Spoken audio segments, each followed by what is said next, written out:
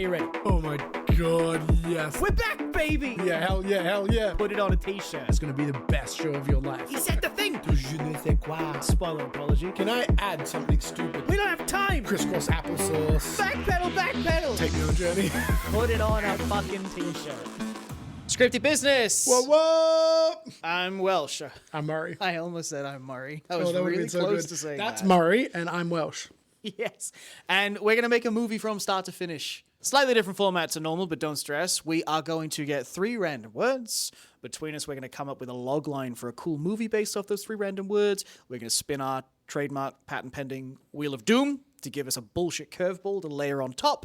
And then we're going to start to make up that movie from the opening scene onwards. 100% improvised, 100% fresh. We're gonna make a movie before your ears. Here we go. Yeah, here we go. Okay, so the 3 words that we have to work from this week are blanket, mailbox, cushion.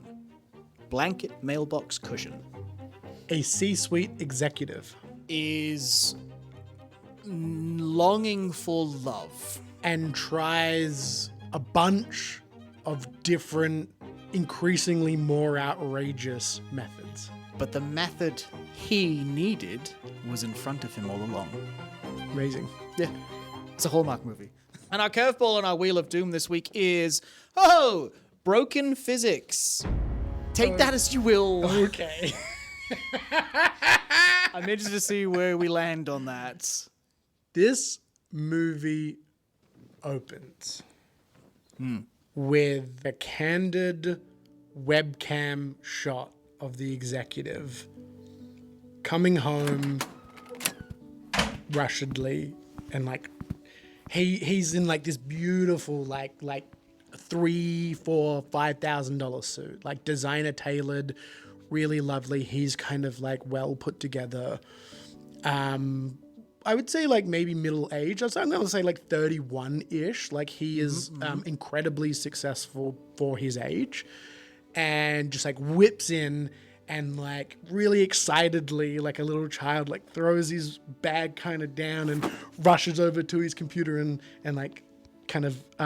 starts tapping away. And this is all kind of from his webcam. It's webcam view, right? Okay, yeah. And he's kind of tapping away, and then he kind of signs in, and then you just see him switch on the kind of performative mode, and it becomes really obvious that he's about to record his Dating video introduction, and he clears his voice and goes and says,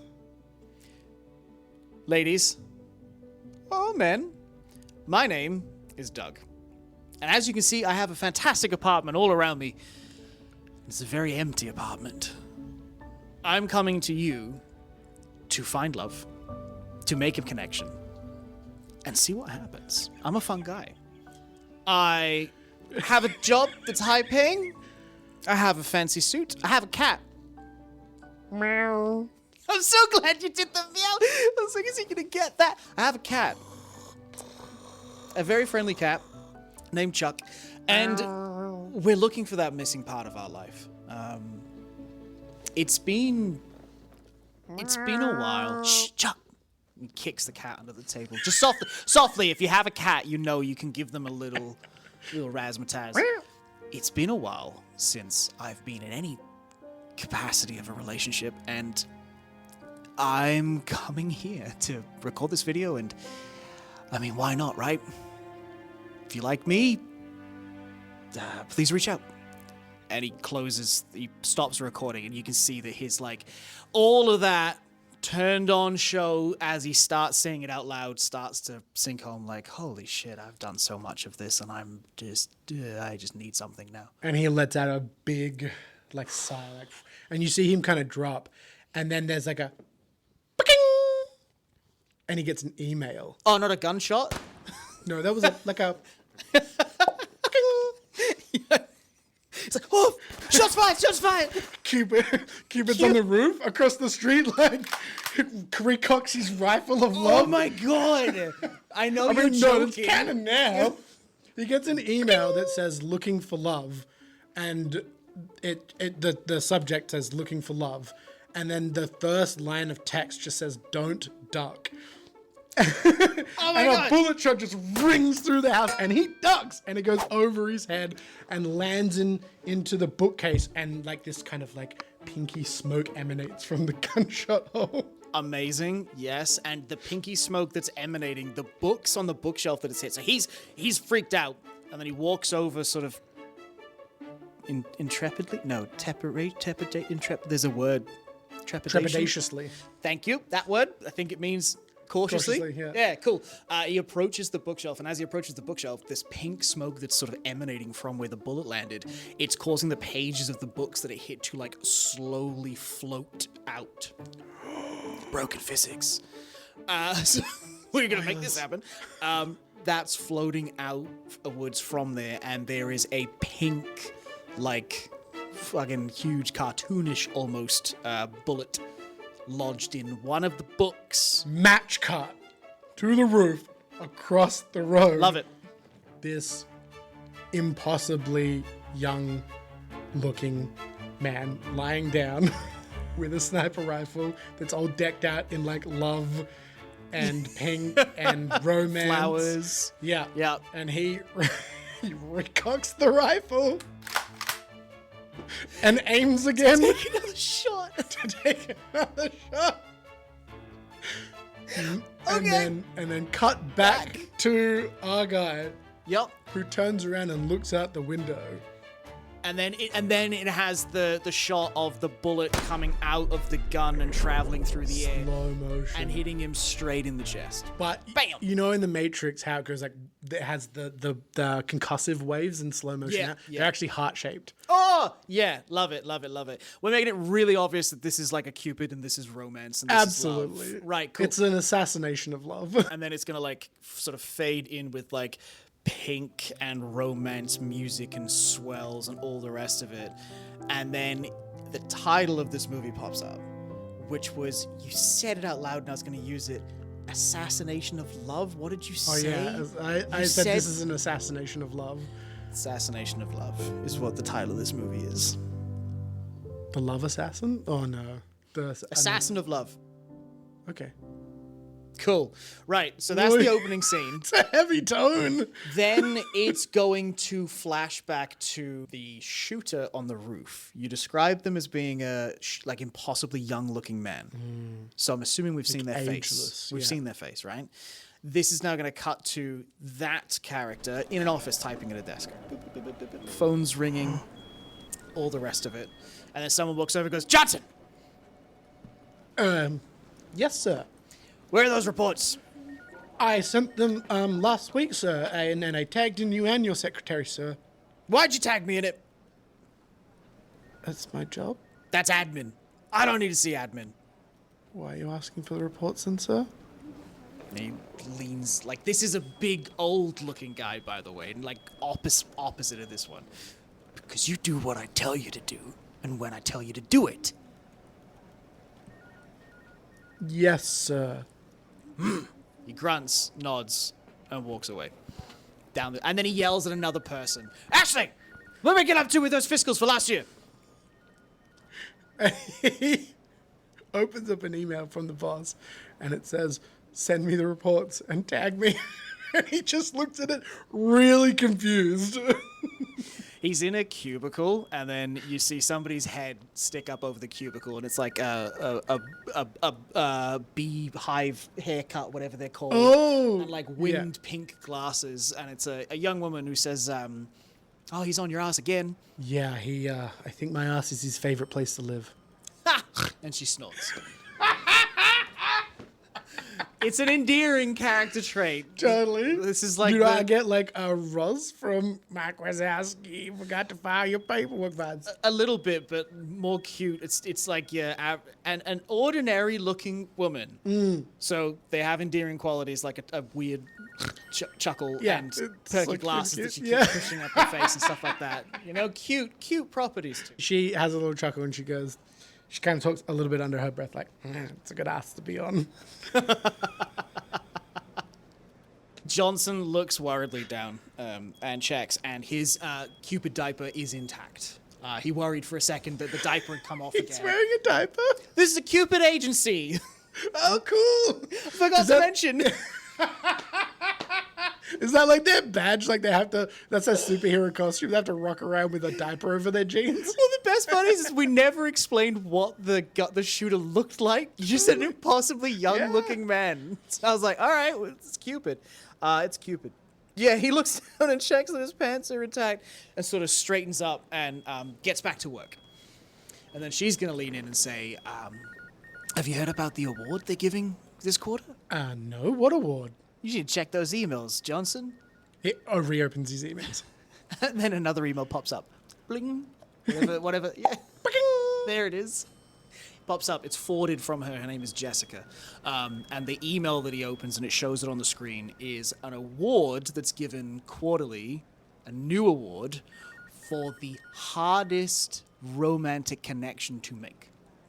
So Cupids, they got to make it all happen all over the world. It's just a numbers game. It's a numbers game. Now they've introduced a challenge for quality of a love challenge. And then she leans over the cubicle and says, I hear the person that gets this could get, the top spot. Maybe you can be asking for reports in the near future. Wait, are you saying there's a promotion to be an executive? She looks around. She goes, yeah. That's why this email's a big deal, silly. You had your wings clipped or something? No, I've just, I haven't been sleeping much. Been taking some outside work. She chuckles and goes back to work. Like, I bet you are taking outside work. She's very inappropriate coworker. And then it's going to, zoom in on his face as he's, thinking hard about this email that's come through. And that's where that scene's going to end. Yeah. Now, I feel like now's a good time to talk about what the fuck's happening in Act 1. Because we've just played out I know exactly what's happening in Act 1. Okay. So what we've set up is the business executive that's looking for love. And we've set up a Cupid that's trying to become an executive. About halfway through that, I just had this sudden realization of what is going on in this movie. And when we first started, I thought this movie was about the man in the apartment, but this movie is actually entirely about Johnson.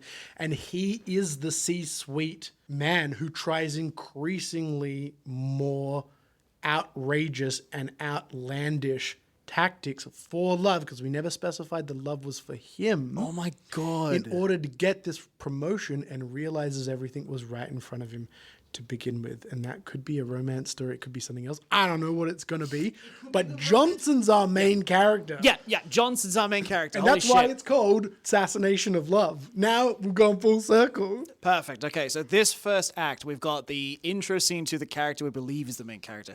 We're telling the story of Johnson. I think that after we've told this setup for Johnson, because it's flashed back, maybe it flashes back, it just says 24 hours earlier. Yeah, well, no, I don't think we say that. I think that's the reveal later on in the movie. We think this is sequential, but the sniper rifle is the escalation. Got it. Okay. Right? This is not how Cupids act. Okay. I reckon that the next scene of this movie should be a compilation of dating video profiles. We should see that as a viewer. All these people looking for love, all these sad people that are trying to find happiness. I think we need to really lean into that because we've introduced it with the main guy up front, Gus, or whatever I said his name is. I think I said his name is Gus. It's Gus now. Gus. Yeah. Sure. Chuck is the cat. I remember that. I remember I named the cat. Gus. So we need to set up more of this. I think that we need to flash back to or cut back to sad, desperate people. I think there's a little bit of that, and then we kind of follow Johnson. He goes out. He gets an email or a report or something. That's what happens. Another co-worker comes and puts a report on his desk, and he opens it up, and it's for Mary. She's like late 20s. Professional. She's a doctor, so she's like super professional and hasn't had as much time as other people to go and find love, and now is kind of really looking for that part of her life. This is his next target. Yep. Great. And he goes to do a little bit of recon on Mary. So he goes down to the hospital, and on the way, we actually pass a coffee shop, and in that coffee shop is Gus. On laughing his ass off on a date with a lady, and they're like hamming it up, and they're both like clearly really interested in each other, and something really interesting happens. She knocks her coffee cup, and he goes to grab it, and it just kind of floats in slow motion, just long enough, very subtle. The audience will probably miss it, and he grabs it and then puts it back on the table. Woo! I like that. Okay, great. We're seeing Johnson going to the hospital. Yeah. I picture him as having to go in like plain clothes, like proper undercover, not flying like a Cupid, as much as we see him in the Cupid. Well, he's agency. just an impossibly young man. So I see him as this kind of ageless, he's a almost cherub. model. That's what they're called, right? Yeah, but he doesn't have to be small. No, I think agreed. But I think he's got a very young face, but he's a man wearing a diaper, and he's got tiny wings. But that's what I'm saying, is this is all undercover. This is like he's wearing plain clothes to go into the hospital to monitor his target. I think he actually puts on a beard. Love it. Yep, 100% he puts on a beard in public. What I was going to ask was, we're going to see him on this journey going to the hospital. I reckon that we see him like watching her, like reading a newspaper, and she walks past and he sees a few interactions with people. We set up that fact that he's watching her, and then as that's happening in that scene, it needs to pan over his shoulder to that coffee shop that you were talking about, and we actually see that scene play out in person. So we need to pull the focus back onto Gus on this incredibly awkward date. She's okay with it, but he's very over the top, and you feel that salesy energy that you get from an executive that's desperate to land the sale. It's almost like that. Is how I see that, because he's going to an online dating platform now, which is like, I shouldn't do that. That's what's happening. Is he's doing a desperate date, and it's going awkward as fuck. poorly. So anyway, I was telling my partner, you know the partner I told you about, the one that he sold that like $20 million house a couple of weeks ago. I told him I could have bought it. Could have bought it if I wanted to. Oh. But it was too big, too empty. Too empty. Me and my cat, I've got a cat, his name's Chuck. That's cute. What kind of cat? Ginger. Cool. Cats have types? Yeah. Oh. Well, he's a ginger cat, and this house is too big. It's too big. So I thought, you know what? Before I buy that house, before I buy a $20 million property and put my yacht in there and my jet skis and the rest of it, I need to find someone to live there with me. Well, I mean, 2 people in a 20 meters is too big. How have you thought about a smaller house? Why don't I have a smaller house? Who wants a small house? I don't know, environmentally friendly? Oh, yeah. I mean, the environment's important. Yeah, I care about it. I'm green. Go green. Green power. Woo! Earth. I'm just going to go to the bathroom real quick. Yeah, well, of course. I'll be here. And then that's when the coffee cup knockover happens as she gets it from the table. He kind of grabs it. Yeah, perfect. Question. Yes. That weird little gravity thing that happens with the coffee cup. I don't think it happens in this scene. Oh. Okay. Yeah. Gotcha. That's that moment played out. Are we going to watch her come back, or do we linger on Gus and she never comes back? Yeah, I think we linger on Gus for a little bit, and then we cut straight to the hospital. Yeah. And it's like, and he's in the hospital, Johnson's in the hospital, and he's kind of exploring, and he's just kind of watching Mary from afar. It's almost like weird, stalkery, secret agent, spy kind of shenanigans, like baseball cap, reading a newspaper, and then kind of like subtly getting up and moving. And then we also get a sense that Johnson's like a really good secret agent, because he's good at blending. He's really good at blending, and we actually see him change costumes a couple of times. Like, he's reading, and then he kind of slips into like an orderly's like scrubs, and then he's kind of following her around. And there's a scene where he's on a fucking bed in like patient's clothes, going past and just watching what she's doing, 100%. like all that sort of stuff. Yeah, I think we get a really good sense of his sleuthing, and I think he actually gets caught out by her at one point as like maybe an orderly, and she asks for something specific, and he has the exact answer. You know, being like, I need like, I don't know, this probably kill a person, but I don't know what, like 25. He's already handed it to her. Or something. Like, it's there already. He doesn't even go for it. He just produces it. Yeah, he's like he's like really switchy. She's like, oh, thanks, and then she just kind of forgets about him. Nice. It's a good touch. I think the first time Johnson sees her, though, there's a moment where he actually pauses and goes, whoa. Because it's going to be such a challenge, or because she's dropped dead? She's dropped dead. Okay, and cool. Johnson feels a little bit of love, and he questions it. He's like, you just see him on his face. He just, and you know, like the lights get a little bit brighter, and there's like a little bit of like, and then sound like a dream. Yeah. I believe you can get me through. That's like playing on the hospital intercom. Yeah, and then it cuts to someone be like, "Get off that microphone! I told you before." And like a patient's like, "Sorry." And then he switches into like super like spy mode, and it kind of plays out. I feel like we're kind of going comedic with this. I think there has to be a little bit. This of is a comedy bit in it, rom-commy, and I'm liking it. It I'm has to liking be. it. I think it really has to be. Yeah, I think yeah, it's yeah. got that high schlocky energy. Yeah. Well, like that. That's a and then I think the scenes of him observing her should be a montage of like her day at work, and then we as the audience recognize him in all these scenes as different characters, sat on a bench, going past on a bed. I forget, gurney? They called it gurney? Yep. Hospital bed's called a gurney. Going past on a gurney, being an orderly, taking some medications.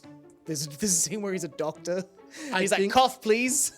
He's like looking over his shoulder. I think the very end of it is... Oh, actually, I think he leaves and he goes back home, and he has all of these like potions and concoctions and like Cupid tools, right? And he kind of takes all of his research and thinks about it, and then mixes up the perfect love potion for her, because that's traditional Cupid methodology, right? Sure. I was gonna say That most other Cupids would do. They should be like potions of meet cute, potions of Totally. saved from choking. Yeah, you know, all like these all like different herbs that have different effects. And gave an different, umbrella in like- the rain, like all these different. Yeah, and I think you get an insight of that because he has a recipe book, like an originals recipe book that he's flicking through, and it's like, caught in the rain is like, 3 drops Yes. of newt blood and Love it. and a chrysanthemum, and then that's what the potion is made out of, and he's flicking through them and he's trying to figure out like what is Mary's perfect meet cute. Yeah. Love it. I love that. And it should be very scientific, though. Incredibly. Like, the books are like almost fairy tale like, but then he's got all the Bunsen burners and Correct. jars and like Absolutely. got magnifying Yeah. goggles. Yeah, like And a I meth think lab. he exactly like Yeah. a meth lab, and He's he the one brews who up knocks. the perfect batch of meth for Mary. And then we see him sleuth back into the hospital and drop it in her coffee, but he doesn't quite. He's not as smooth as he would like to be, and it forces him into a conversation with her. Okay. So he like reaches over and kind of drops it in the coffee, and she half catches him and he kind of flicks it away, and she says, Oh, hey, you provided me with that endorphin injection earlier when I asked. How did you produce it so quickly? Where'd you get it from? I've been thinking about it all day. I'm a bit of a nerd. I really like this stuff. I'm actually, look, between you and me, studying pharmacology, but don't tell anyone here. You know how they get a bit weird about that. She crosses her arms because she's like a doctor. She's been there a while. She's not like a intern or whatever they're called. The newbies. Not a resident. Resident. She is a resident. Residence below. Isn't residency when you first go in? Maybe. Anyway, no, yeah. you get residency because I've just been watching Scrubs. Anyway, she folds her arms and she goes, "So, you carry the drugs in needles on you at all times as an orderly?" No. Oh no. I just took a guess. I thought that was what you would need, and I actually went and got it ahead of time. Look, sorry, I was trying to impress you. Stupid. Got my eye on you. And then she takes a big drink of her coffee and walks away. And he's like, and me too, and gives her a wink. I love that. Okay, so, and I think this is perfect, that she is like the first target that's clocked him before. So I think he's really caught out by that. Because I don't think he's amazing at this. No, but I think he's good at blending in and he's Yeah. good at observing, but he's not the top Cupid. He's, No, and it's in a Cupid's best interest not to be caught. So I think he's like Otherwise, really everybody trying would it. know about them. Yeah, and I think that this moment should end, and then he goes to the coffee shop over the road, right? Just to go in there. He's flustered. He's like, "Jeez, oh my God, she almost got. Oh my God, she almost got me. Like, I'm freaking out. Okay, what do I do? What do I do?" He's like, "Oh, maybe a quick win will help. I got quick win." So he's like talking to himself, and he goes into the coffee shop and like looks around for just anyone that's in there, and he sees Gus sat at the table. Yes.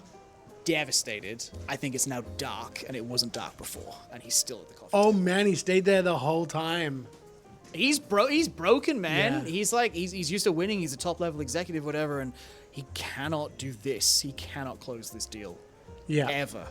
And I think it's these types of deals. Like he can never close romance. It's his one weakness. I want to say that people like that to the Cupids also emit like something, like a light or a Yeah, I was vibe. gonna say like a pheromone or something, but it needs to be visual. You're right. Yeah, but it could still be a pheromone. It could just be like pink haze, like around. Yeah, him. I think it is. blue, because he's not in love. Yeah. He sees this blue haze around Gus, and he thinks it's gonna be an easy win because he's a handsome-looking guy. He's in a nice suit. I think Johnson checks his pockets and pulls out and just like is like, oh my god, what do I have on me? And pulls out like 4 jars and just looks at the labels. And one is like caught in the rain. One is like lucky at work. Another one is like, and he's just like, oh my god, like yeah, I'll just take the lucky at work one and just like roll the dice. Like I think it's like unresearched, untailored. It's not meant for him. It's like a generic potion, but I think this is the first time we see Johnson go rogue. Yeah, love it.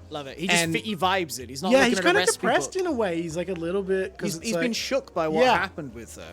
Oh, one other really important thing. He gets a piece of like Mary's hair and builds that into the potion in the previous scene because it's designed specifically For her. And Right. I think these ones are generic ones. Yeah, there's no DNA and which in is it. why it's rogue. 'Cause Yeah. it's risky. And I think he takes the walks into someone.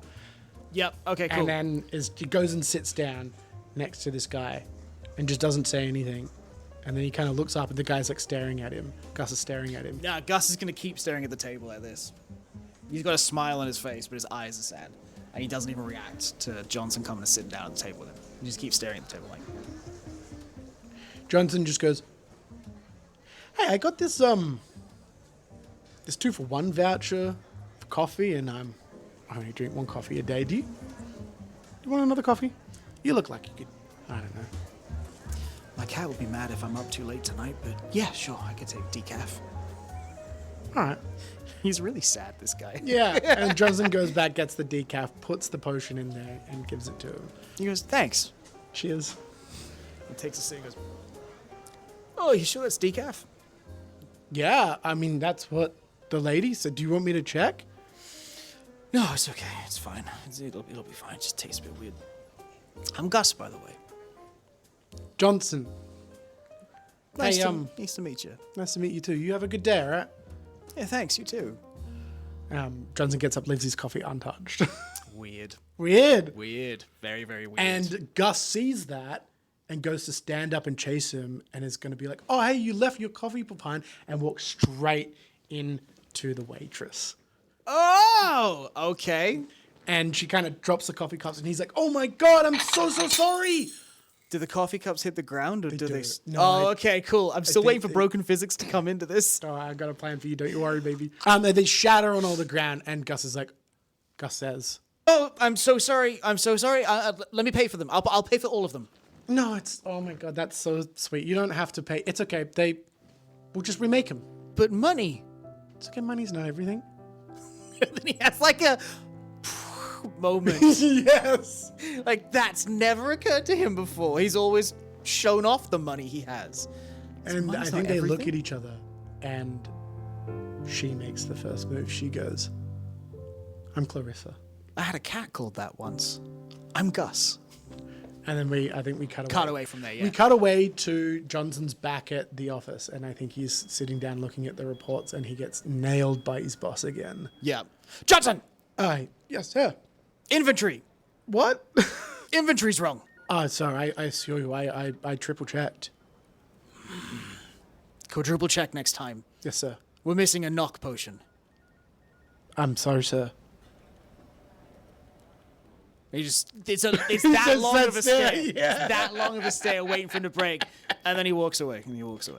And then Jessica, we call Yeah, her Jessica. Jessica leans in and goes, it's not like you to lose potions. Yeah, I don't know. I think the stress is starting to get to me, Jess. As long as it doesn't get to that ass. She- I think I don't know what else to do with Yeah, this no, character. it's so good. I love it. She's just that person in the office. Yeah. Just makes everybody uncomfortable, but she's trying to be kind of nice. Because then we're establishing that the potions that are made and the ingredients into them are cataloged and reports are allocated to people, and one of them was used as it was not meant to be used. There was no hit on that man. There was no receipts. So it's traceable. We cut back to Mary finishing her shift from the hospital. Yeah. And she's leaving the hospital, and she's like, oh, God. And she's like, my keys. God damn it. And then she turns around in a hurry to walk back to the hospital. And then we see Gus leaving the coffee shop and saying, yeah, I'll call you. Thank you so much. Wow. And he walks out scratching his head like, oh, my God. What do you know? And then as he steps forward out of the coffee shop, he walks into Mary as well. What? Oh my The potion wasn't allocated to him. They went rogue. Oh my God. Yes. Yes. Act 1 ends with oh my, yes. She looks up at him with stars in her eyes. Yeah, because she's like almost knocked unconscious. No, yeah. And he's like, and likewise, he's always like, hey. And that's how that scene. It's just a long pause, Yeah. and I think we just get like a big smile from Mary. We haven't seen her smile yet. That's the first time we've seen her smile. Yeah. That's Act 1. Yo, what? We're on to Act 2. Act 2 opens with like maybe a different sound from the email. So this is more like a, and Cupid like whips out his Cupid. Johnson whips out his Cupid device, and Cupid whips out his Johnson. yeah, Cupid Johnson whips out his Cupid, and it's kind of chunky like an old school BlackBerry. And there's like a GPS marker of like, and there's a big warning that says like unanticipated love event, and it's right outside the hospital. And then next to that, there's like another little thing that says conflicting love paths. I was gonna say pathways as well. Yeah. So yeah, conflicting love paths. Yep. And it's just like, it's like warning, and he's like immediately, like he's like, oh my God, and he grabs it and he goes, immediately deletes the log. Yes, I was just gonna say, Yeah. because he's gonna hide this from anyone else at the agency. Well, he's just made a huge mistake. Huge mistake. Huge. Huge jacked man. And then we see him look around real quick and just like get out. Like we don't know where he's going at the moment. He gets up and he walks past Jess's desk and pokes his head in and goes, Jess, sweetheart. One, you're looking really good today. And a second, can you cover me? I just duck out. 2 hours, max. I hate to see you go, but I love to watch you walk away. I got you covered. I got you covered. He walks out real fast. And then the camera shot is all the cubicles and him coming towards and past it. And then like as he's coming past frame, you just see Jessica lean back out of the cubicle to see his And ass. then it match cuts to Jessica's POV, and it's just his ass the whole way out for like a good like 25. You know those like anime fan service shots? It's that for like 25 seconds. Oh, Dream Weaver plays again. We're gonna keep going back. That's gonna be the song of the movie. Oh, and then it fade transitions from his slow motion bouncing ass to another jiggly item. Murray, what are we transitioning to? I've thrown you into this. Match cut to 2 plates of jelly. Yeah, okay, great. Being carried in the hospital cafeteria. Amazing, yeah. And Gus is sat there with Mary. Yeah. And they're having a conversation in the cafeteria. Yeah, that's such a good transition. I love that you did that. That's fucking great. I thought I fucked you by doing that. Yes, and she is... You know what? The stars in her eyes that we said before, I think that she's like really smitten. Almost too smitten from this interaction. Yeah, there's something going on. Something's here. a little bit off. because We they're both- recognize. Yeah. Yeah. I think they're chatting away. They're having this lovely conversation, and we cut to Johnson like exploding into his apartment and like running into his lab and like flicking through his recipe book, and he just finds this recipe that says "ready now," or it says "I'm ready now," and he looks at the ingredients, and then he's like, "Oh, I'm an idiot," and he runs like back out, and he finds the waitress. Right. And then he like has to have a conversation with her, and he kind of pretends to be a delivery man, and he steals a pinch of her hair and escapes and runs back to his apartment, and then makes the I'm ready now potion for Clarissa, The waitress. yeah. Right. And then again, he has to sneak back in, and he sneaks it back in, and he puts it in her water bottle. Can we have the same setup where he is in all these background scenes? Yeah, 100%. Of Clarissa working the same as what he did with Mary. But the only difference this time is it's like constantly cutting back to Gus and Mary, who really are getting like along. closer and closer, and then they're like sitting on a bench, and then they're like outside the park, and they're really close, and they're like almost about to touch hands, and it's like you get this time crunch pressure, which is all happening in the space like one afternoon. Yes. Okay, great. Just want to It's clarify. all happening. It's like one of those dates that you go on that goes for like 6 hours. You know, 'cause you're just like so into each other. Yep. Yeah. And it's like cutting back and forth rapidly, and he manages to put it in her drink bottle, and then she takes a sip and then just stops, pulls out her phone, and calls Gus straight away. And then Gus is about to kiss Mary, and his phone rings. Yes. Oh, can you do a phone ringing noise because your notification noises have been so good? Dun dun dun dun dun dun dun dun dun dun dun dun. That's the iPhone one, right? Like bum ba bum bum bum bum bum bum bum bum. I think so. Okay, hang on. I don't think so. Isn't it like do do do do do do do do do do? Yeah, there you go. There you go. And then he stops the kiss and he's like, "Oh, sorry, it could be work. I have to take this." And then he stands up and walks away. And goes, "Hello, this is Gus. You got Gus." Hi, Gus. Oh my God, this is so embarrassing. It's Clarissa from the coffee shop. Hi. Oh my God, I don't know.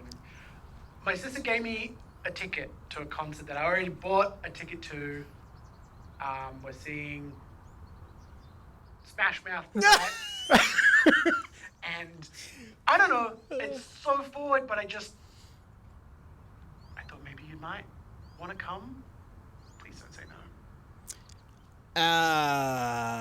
And he looks over his shoulder at Mary, who's like, she's got her hand out and there's like butterflies landing on it and shit.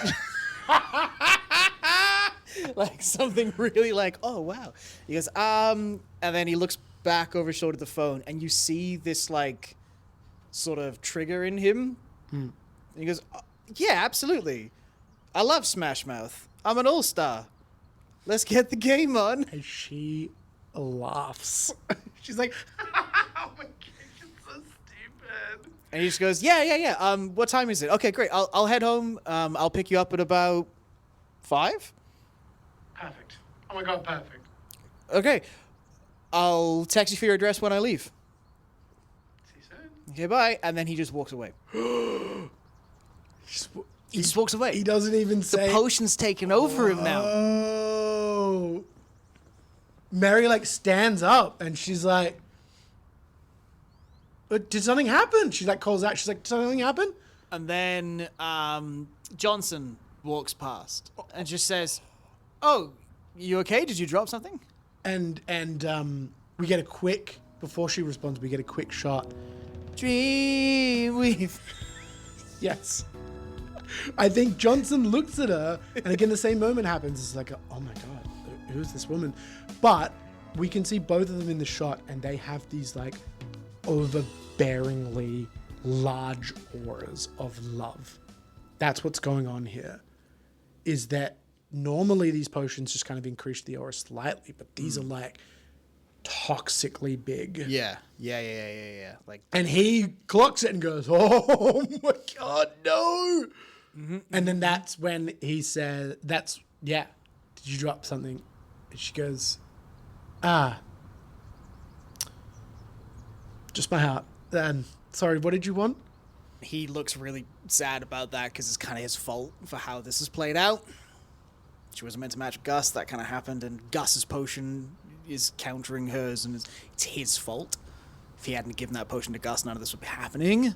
And he says, "Oh, well, that's okay. Things that are dropped can be picked back up. Do you want to talk about it?"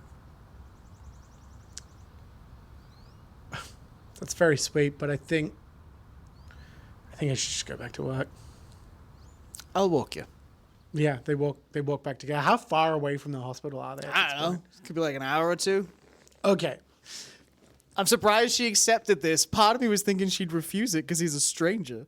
No! She'd recognize him! Yeah, he's the orderly. I forgot! Okay, yeah, they're both going back to work then. Okay. So let's set up the rest of this act. Okay, we've done a bit of Yeah. scene. So they're going to go back to work together. Yeah, and I think I have an idea of what might happen. And what might happen is in at the start when we saw all those people who were like in love, wanting love, that kind of stuff.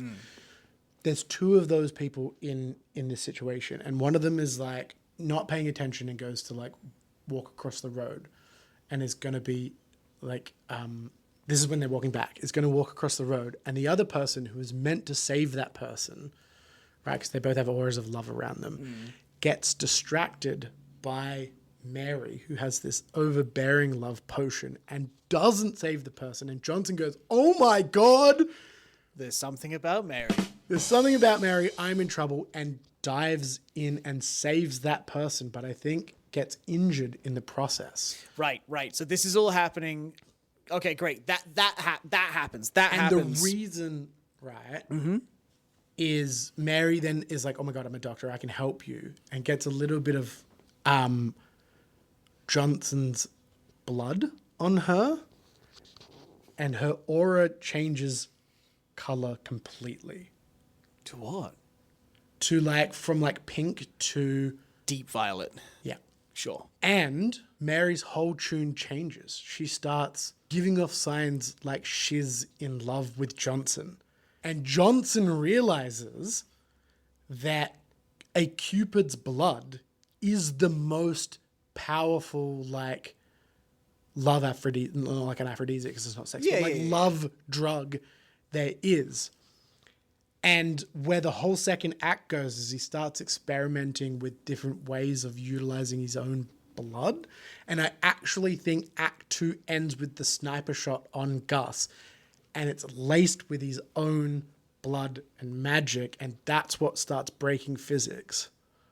Okay, well, it's been said now. So yeah, all I was going to say was that the scenes of him experimenting with his own blood needs to happen that night with like a dog and a cat and like and an angry old man and a young man, you know, like all like obviously like they hate each other and they all start loving, and all of that happens while Gus and Clarissa is at the Smash Mouth concert to Walking on the Sun. Smash Mouth Walking on the Sun. Oh my God, yes, so good. Okay, and it ends, culminates in the opening of the movie. Culminates in the opening of the movie. And then I think what we realize, there's like a little office scene maybe before that, is that they don't know how to trace this because it's never been done before. So he can't get done for using a potion. Like he doesn't have to do any more of these illegal potions. There's no logs for this. It's just his blood. And this is his way of like he's escalating in the pursuit of love, but he is not going to be pinged because he realizes pretty quickly, I'm in trouble. I can't use any more of the traditional potions and that kind of stuff because it's too easy for my boss to catch out my mistake. I have to try something completely fresh. And this accident shows that completely fresh thing. So I guess the only thing I wanted to introduce to that is that the fact that he is trying to make the hardest person to fall in love. So does Clarissa and Gus work out? Or is that why he shoots him with the bullet? Because it doesn't work out and he registers, oh, I now have the perfect way to make this work. I think what happens, and the reason he shoots them, is because Mary and Gus are both potioned and have their fates tied together accidentally, it's creating this like positive feedback loop that just keeps growing their love stronger and stronger. And if they end up together, it will expose Johnson and the mistakes that he made. And so he has to kind of almost override it, because they were like normally in a Cupid situation, one person would be potioned, one person wouldn't. Yes. And that ties people together in a really neat bow. But because they were both potioned, it's like this toxic, I can't escape you. I'm forever in love with you, even if I hate you. Just draw, and it twists fate to draw them back together. Like maybe an accident at the Smash Mouth thing happens and we lose, like she goes away or she has to go deal with her sister or something, and he's like, oh well, that's a bummer, but it was like walking home and then happens to walk past the hospital accidentally and she's there, and like they just keep like, do you know what I mean? It's like they have they're like eternal meet cutes. They're like magnets. Yeah, and that. Okay, fuck. So that throughout Act 2, their force of attraction needs to start fucking up things around them. Because I think the broken physics is like reality itself. Oh, that's cool. Is breaking because this is like such a universal force. Like that's what love is in this world. Yeah. Is a universal constant like physics, like gravity, like light, whatever else. It's love is one of those things. Time, love, whatever. So I think the fact that this is causing such a strong reaction is causing gravity issues, light issues, like flickering in and out of time. It's turning into this huge thing. I think it's exacerbated by her being poisoned by his blood, which is pulling reality in another direction. It's making her kind of love Johnson, which is a splitting of reality and a splitting of past, which further exacerbates the gravity issue, the physics issues, right? Yeah, this just got so complicated. I'm so At sorry. the end of Act 2. So Act 3, I'm confused. Did getting shot by the bullets fix everything? These love bullets that he's been working on, that he shot Mary and Gus with, did it actually fix everything? No, I actually Or is think this it like made it going to worse. escalate things for Act 3? Yeah. Okay. It made everything worse because now Mary's being pulled in two directions, and Gus is also being pulled in two directions. Because remember, he shoots Gus. So Act 3, it starts with Gus getting up Yes, absolutely it with does. that feeling of bliss that he had. Yeah. Okay. And he is going to, as he gets up, he's like looks down and he is floating. Because we did say that the bullet that hit the bookcase at the start, the pages that were damaged were floating away. Yeah. So I think that this is some real fuckery happening now with everything. I think these powers are almost like godlike powers that's being formed now in him. Cool. Yeah, great. Like Chronicle, but love? Yeah, exactly. I was thinking like Despicable Me or like... Despicable Me? What? Like Gru? No, the ginger kid that gets hit with old mates. He like recreates the... Have you seen Despicable Me? Yeah. The like nerdy cameraman, and he experiments on him to make him the new like Superman. That's not Despicable Me. Oh, that's not Despicable Me. Megamind. That's Megamind. I was thinking Megamind. I was like, what? The Minions? Yeah. It's basically that. Megamind. Oh my god, it's Cupid powers. Yeah. It's Cupid powers. Dude, That just okay. clicked for me. Yeah. Okay, This is where I've been taking the whole movie. Okay. Wings pop out of his back. Two little cheruby wings. The way we solve this entire thing in the crisis, the only way to end this crisis is to turn Mary and Gus into Cupids. Okay, Gus becomes a Cupid, and the bliss that we saw from him at the start of the movie isn't actually love that he's feeling, it's power. Oh, interesting. Gus has been a bit of a douchebag this entire time. Yeah, correct. Maybe he is a douchebag. And now he's just been gifted the powers of a demigod, essentially, from these Cupids. Maybe that... Like a demigod, but yeah. Demigod. And maybe that actually is the opening he needed to tip into, like, oh, I don't need love now. I give it. I am love. I am love. Yeah, perfect. Much more cult leader. Yeah, yeah. And he floats down, he blasts forward, and a love heart shatter of glass in Yes! his apartment building launches out, and he floats down to the ground below, and all these civilians like, oh, and like phones out, and then he says that. He goes, relax, at peace, my children, for I have arrived. I am love. And just starts like love blasting them. Yes. And Dreamweaver plays again. He's just like shooting people in the back from his fingertips, and they're going that's so cool. sprawling. If he has like little finger guns and he shoots Yeah. Little love love bullets, bullets. little love forces, and it's Dreamweaver. Okay. But he's just shooting people and cars and light. Like, he's just going ham. Yeah. Yes. Okay. Exactly that. I think he like starts just binding random people, being like you and you, bam, bang. Yeah, and then yeah, they're yeah. just like uncontrollably like Making hugging out. or Yeah. kissing, because I don't know what our rating is.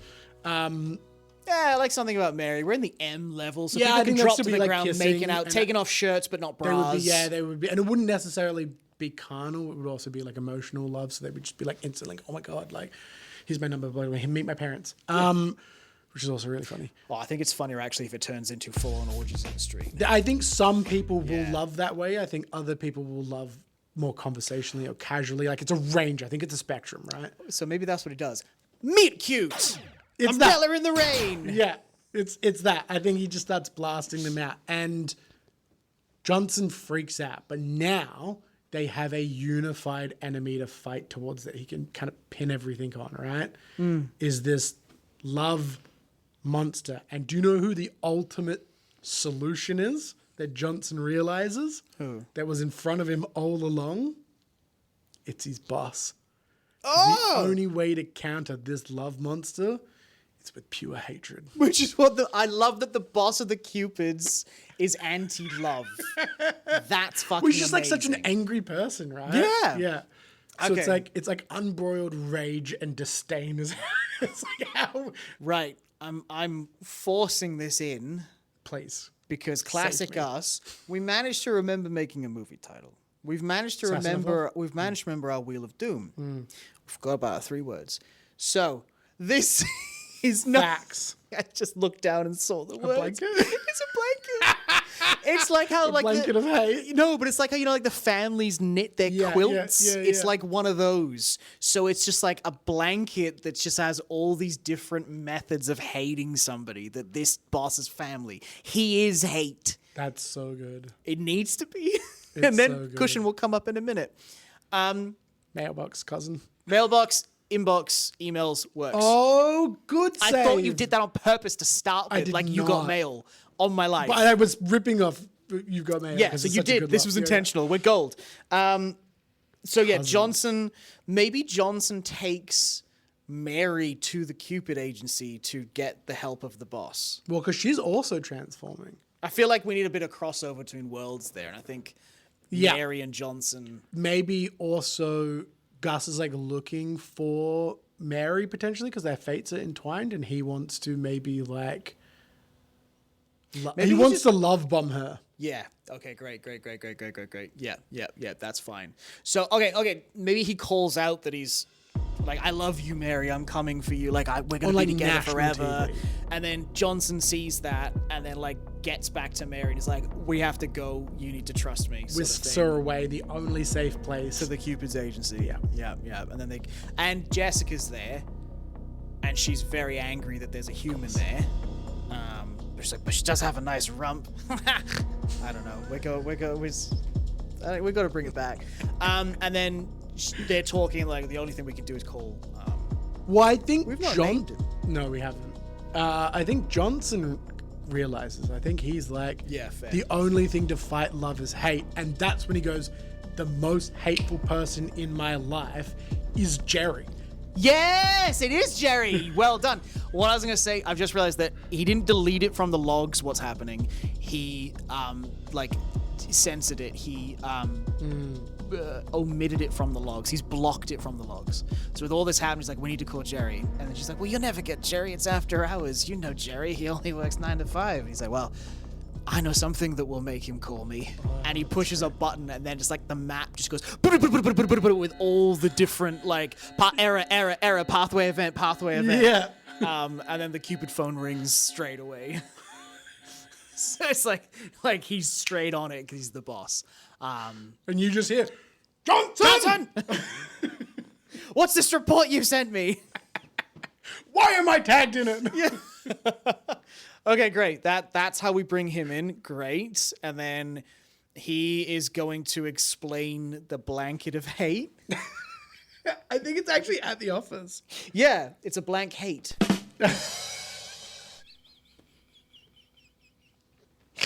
He's going to reveal the blank hate. There'll be some conversation about like, oh, you're always so angry or whatever. And he's like, oh, I got to balance out you fuckwits.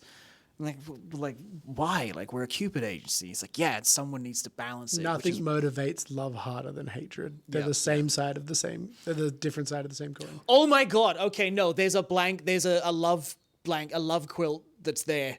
And he fucking flips it. And it's all the hate on the other side. Oh, yeah. it's so good. Because Yeah. I actually think Jerry might be a god. Sure, yeah. And then all the Cupids are demigods. That works for me. Yeah. So he comes down and has a standoff with Gus. Fucking hell. I think Johnson still has to solve it, right? He can't just have Daddy Oh my come God! in. Yes! But Johnson reveals the mistakes, and I think Jerry's like, well, just do that, but hate. And it's like hate snipers. And But that's what sniper happens. is hateful. Johnson wanted to become the executive and he wanted to step up, and this is how he does it, by becoming the new hate. Oh, the mantle of hate. Yeah. I actually dig that. I really like that. And maybe that's the conversation, is like, oh, like I actually think Jerry gets excited for the first time in the movie because this is his one and only opportunity to retire. Yep. Yeah. Okay, and Jerry's like, he's like, ha! I knew you had it in you, kid. Had what? Why do you think I've been riding you so hard all these years? You wanted me to hate? Do you hate me? Like nothing else in this world. Does any other Cupid hate anything ever? Oh, fuck me. No? Kid, you're about to have to review a lot of reports. Let's do this. And that's how that ends. So then, That's actually so sweet because he's already trying to be like, he's already reverting back to being a really sweet, loving Cupid. Yeah. Because his acts of hatred this entire time was secretly acts of love. That's so good. That's just like, yeah, that's actually a really Carl good reveal. Sagan meme. Okay, and then they go back to Earth, and Jerry is just gonna coax the hatred out of Johnson to Gus. Wait, and hang I on. think I know what it's We have to based have for. one other scene. Oh, though. go for it. Before this happens. I think Jerry, maybe, I don't know if this is a thing, presses a button and we get the Men in Black wall of guns reveal. Oh, okay, because he they- did use the gun on... Well, because that's what Johnson's been doing, right? But now we have to counter it with hate. And I think they have like hate smoke grenades that are full of potions and like hate guns that just have like hateful messages inscribed on them or whatever. Like, Oh my God, yes, no, this is amazing. because that's what Johnson's been doing. We've been showing him as a love sniper. So I Yeah. think he now has to do the same, but hateful. And I think they just make a bunch of like alchemical grenades that are all Yes. like hatred or disdain or frustration or despair. And then it's gonna have a scene of like them loading up, Yes. like action movie. Like Matrix. Yeah, and then they're gonna fly back to town, and it's gonna be that Led Zeppelin song that I always forget what it is. Oh my fucking God! It was like Yes. fuck. I listen to that song all the time. Why can't I think of what it's called? It's that. Anyway, and they're like throwing down these clouds of like black gas, and then all the people as it fades that were making out start Red getting and, up and like- fighting. Yeah. because they hate each other, and then Well, like all the it kind of damage. balances, Yeah, yeah. but all the damage that was happening to the world through this, like the city streets like fissuring and buildings crumbling in slow motion, all of that starts to fix because of the power of hate. And then Johnson is still not fully hatred at this point. He's still like, he's doing it. And Jerry's like, that's it, kid, keep it up. Look at those assholes down there. I love my job. Like really enjoying it. And then they're going to have a face-off with Gus. and Gus is gonna recognize Johnson. Like, you're the guy that bought me the coffee. You deserve love most of all. Oh. And then he goes to like smite him, for lack of a better term, with love. And then Johnson's gonna look at Gus and then look at Mary and go, oh my God. It started with you, Gus. It started with you, of course. Well, of course, because I am love. I was love. We all were. You're the first thing I really started to hate. And then Gus says, and I bet you love to hate me. No. I love Mary. And then he's gonna attack him. No! And then we have a cool fight. Yeah, super like, and I think it's like gung fu and like superhero style. Yep, lots of Straight out like the Matrix. Yeah, CGI, VFX, CGI. 100%. And yeah, Johnson is gonna be victorious, and Mary's gonna run up and go, "What are you talking about? We barely knew each other."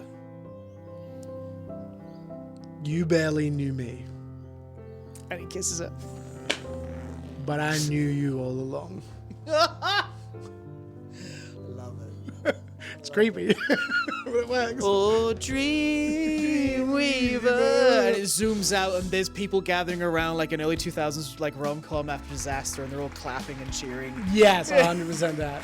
And then we have like the end credits roll, and it's like all the people in their new setups. Yeah, 100%. And Johnson is yelling at people in the office. Gus gets turned into a love heart cushion. I think... Because that's one of our words that we never use as cushion. Well, maybe he's just in like a room of cushions, like he's been isolated or whatever. Oh, I love that. He's in an insane asylum. Sure, yeah. Yeah, nobody believes him. He's like, I am love, I was a god. Yeah, I'm like, yeah, sure, man. Yeah. And, have fun in these cushioned walls. I also think... Sorry? I just said cushioned walls. I was trying to make it real on the You were like, nose. cushion bail. I was like, oh. Oh my god, and the end credits need to have them all doing a dance. Yes. Like individually, you know, like in all those old movies? Yeah. Doing the dance. Oh my god, that's so good. Oh man. Wow. The Assassination of Love? Assassination of Love, whatever. Which one? Call it. I want to say Assassination of Love because Assassination of it Love. is Because they are assassinating love. That's what the film climax is in. Speaking of climaxing, you've been listening to Scripty Business. That was a journey. Ooh. That was an adventure. That was incredible. I can't believe we got to the end. Wow. If you want to see more, come check out our Ko-fi.